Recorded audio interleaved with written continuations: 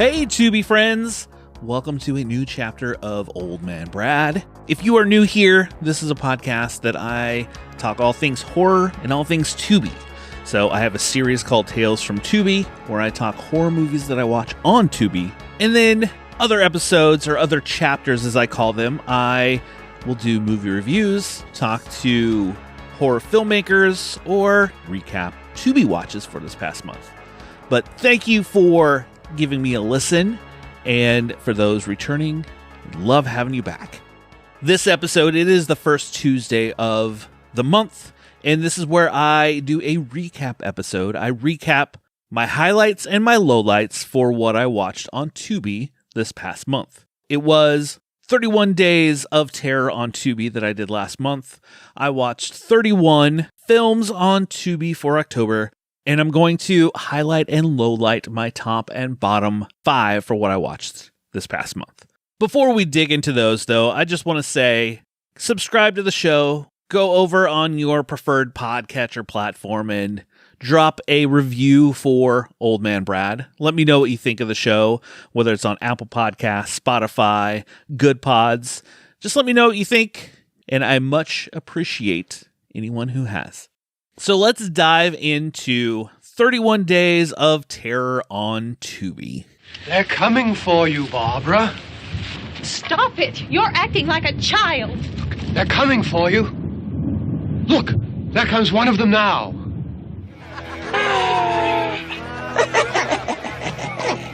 What are you gonna do? Knock my block off?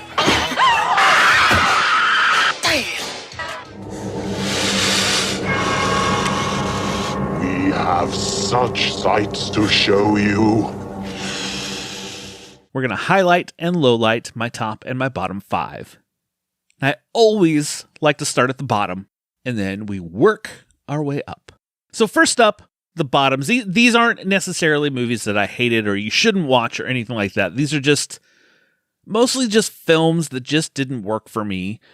Anyone who follows me online at Tubi Tuesday on Twitter/X or at Old Man Brad, everywhere else, Threads, Instagram, all that, knows that I like indie horror, and there are a lot of times I like those films that people would say are just awful films and they don't even know how this got made. I enjoy having a good time.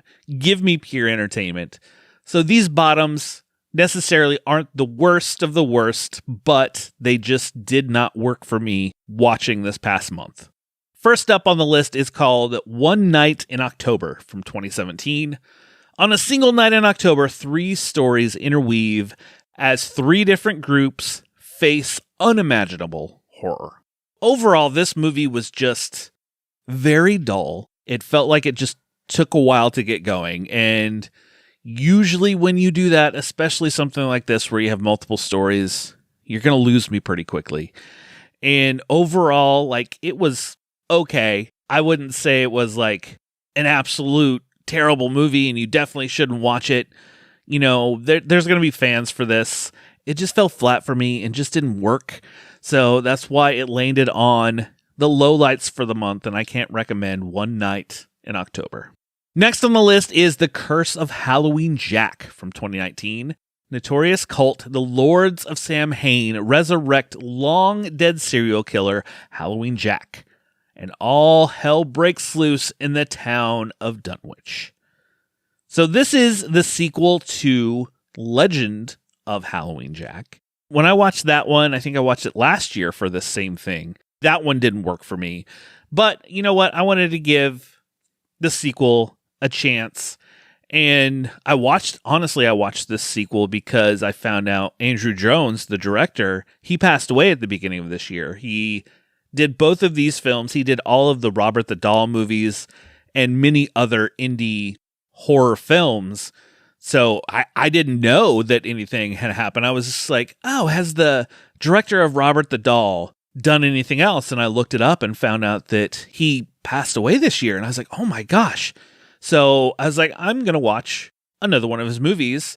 The one thing I love about the Halloween Jack, I love the look of the character. I love the mask that they create for him, the eyes that glow like fire. He has this creepy smile. It's like a cross between a clown almost and a scarecrow. I mean, he is a scarecrow, but he kind of has a almost clown look to the mask. And I really love that look. And honestly, what hurt this film more than anything for me is I wanted more of him. I wanted more Halloween Jack wreaking havoc and just terrorizing in this film. I felt like he didn't get the screen time he needed. That was my issue with the first one too. I just wanted more of him and less of the other stuff, if that makes sense. Like the story kind of drug along a little too long, and I wanted more Halloween Jack wreaking havoc, like I said. And that's why it landed in the lowlights, unfortunately, but I would suggest watching it for the look of Halloween Jack. Next up on the lowlights is a twofer. It is one film and its sequel, and that is Bloody Murder from 2000, and then Bloody Murder 2, Closing Camp from 2003. So the first one, Julie McConnell is one of a dozen camp counselors working to reopen a summer camp when a series of murders and disappearances committed by a hockey mask killer sound familiar, and who may be the urban legend killer Trevor Morehouse. When Julie looks into the murders by herself, she finds that she may be the killer's next target. Like you could tell from the synopsis, this is very familiar. The cover of it has a person in a hockey mask, and it's not a Jason Voorhees looking mask. It's more of a little bit of a different goalie hockey mask. And it's set that camp counselor, the, camp setting with this killer in a hockey mask. And as you're watching, you're like, wow, this is, they're not shying away from Friday the 13th. Basically, to me, it almost felt like they were trying to make a fan film, but then making it its own thing. And overall, between this one and then part 2, which they change up the mask, where it's more of a white faced mask. I wonder who that could be more like.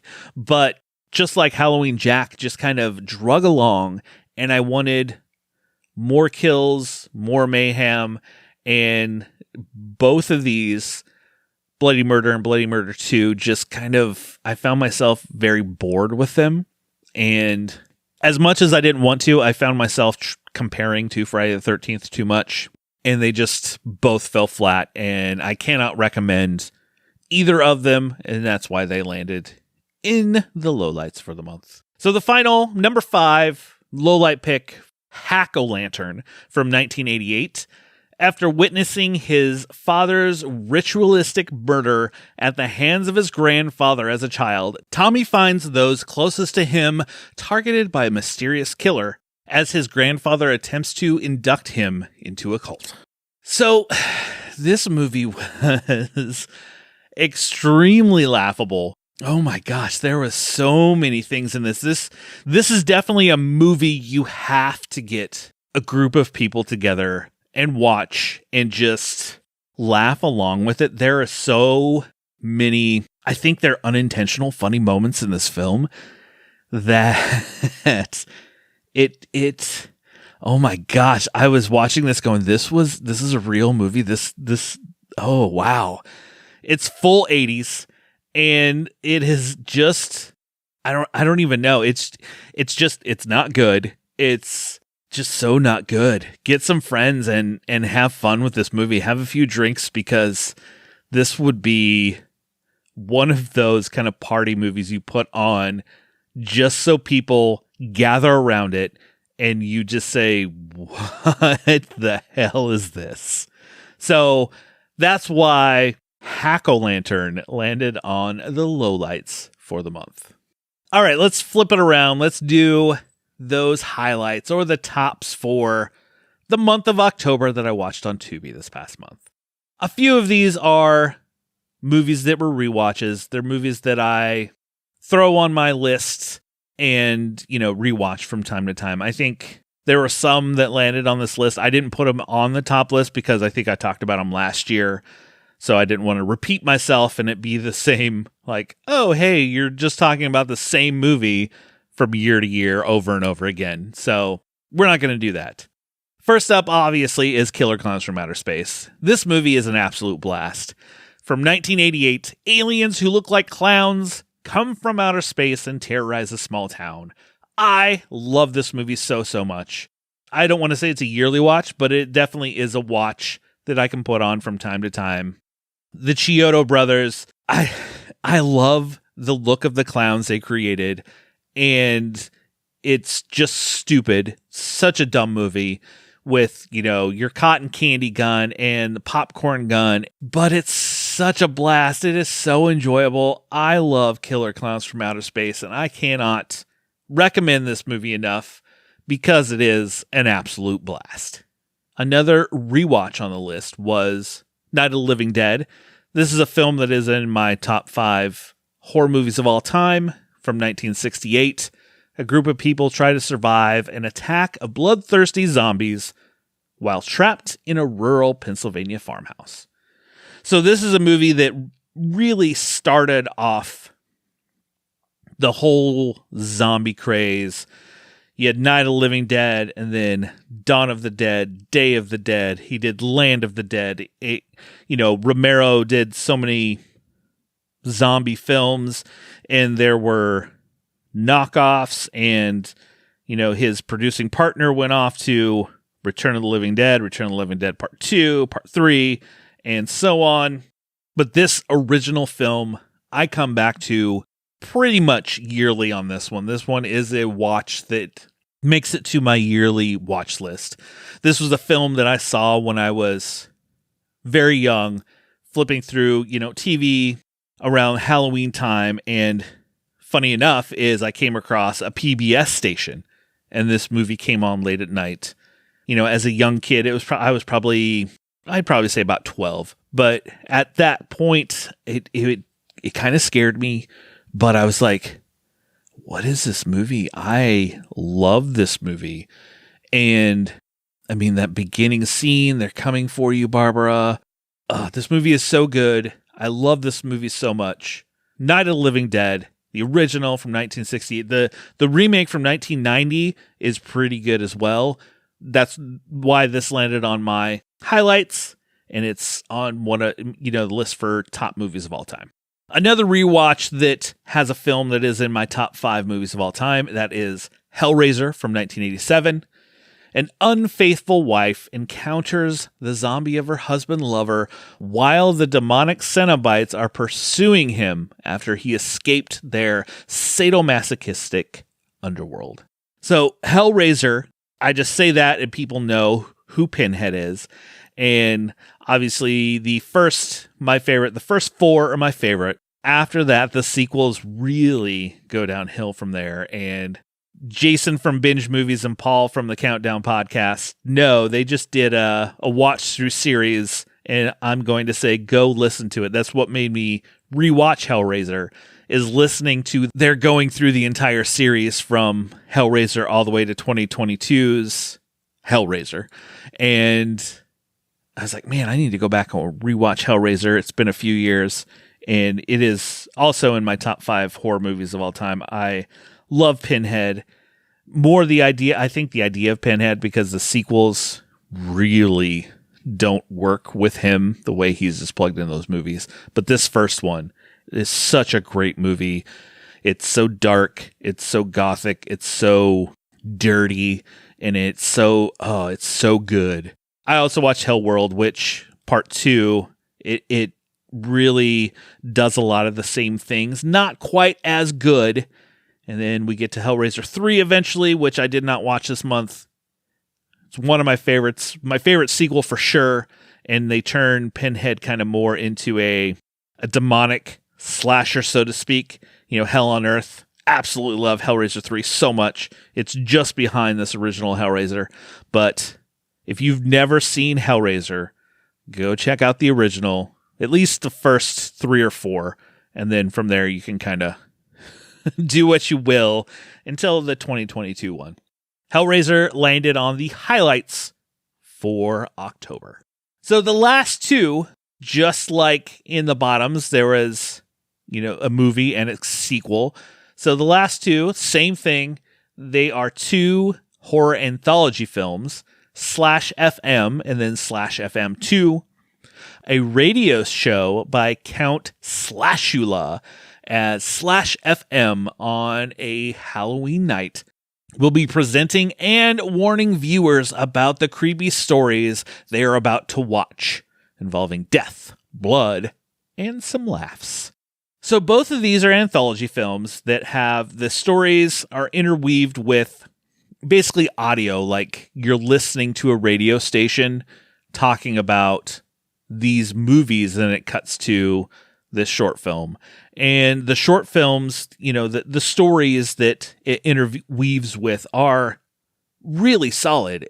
I've said this I don't know how many times. Some are better than others in an anthology. Overall, both of these films are really solid movies.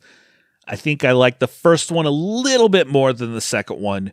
They have some that are really bloody, some that are hilarious. If you've never heard of these /FM, these I came across as I was scrolling through Tubi and saw the artwork for them, and I was like, oh, an anthology film, one that I haven't seen. So I decided to check it out, and then saw that there was a sequel. I'm like, okay, let's just watch both of these because anthology films are some of my favorites. I was not disappointed with either of these. This month I watched all the 1031 movies. As you heard from previous episode, my good friend Drew from the Real Feels podcast and I talked about the first 1031 anthology film. If you love anthology films, you're a horror fan, go check out /FM and /FM2. They are 2 new watches that landed in the highlights for what I watched in October. Well, there you go. There are some of my highlights and lowlights for what I watched on Tubi in October, or Terror on Tubi in October. I'll have a link in the description below to my full list. You can see everything that I watched for the month if you wanted to follow along. Before I go, I do have awesome promo I want to let you know about. Bring home Mission Impossible Dead Reckoning Part 1 on 4K UHD disc and digital right now. Tom Cruise stars in the film critics are calling the biggest and best action movie of the year.